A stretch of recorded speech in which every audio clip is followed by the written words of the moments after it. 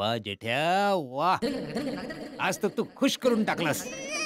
तुझ्यामुळेच आज घरी बसल्या बसल्या आशापुरा मातेचे आशीर्वाद मिळाले. यात्रा केल्याचं पुण्य गोकुळधाम मध्येच मिळालं. हं? बापूजी.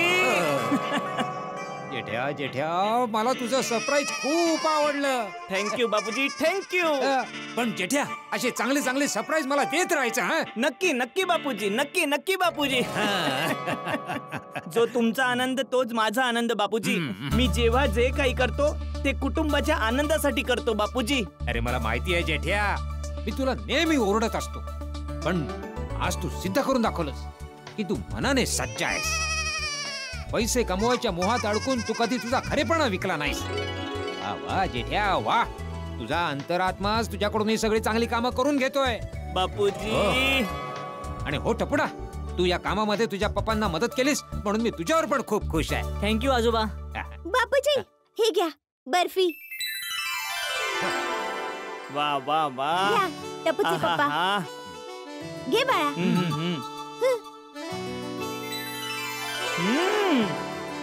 वा दया, मस्त आहे. कुठून मागवलीस? मागवली नाही, मी बनवली आहे. अच्छा.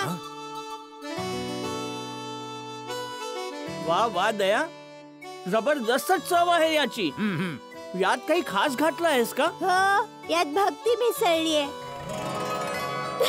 टपूचे पप्पा, ही बर्फी मातेला प्रसाद दाखवून आणली आहे, म्हणून यात वेगळाच गोडवा आहे. वा वा, म्हणजे हा मातेचा प्रसाद आहे. हो. आणि एकच.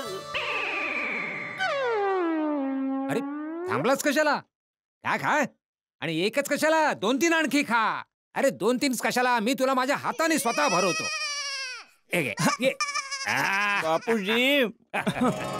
एक मिनिट तू थांब जेठ्या, मी लगेच आलो.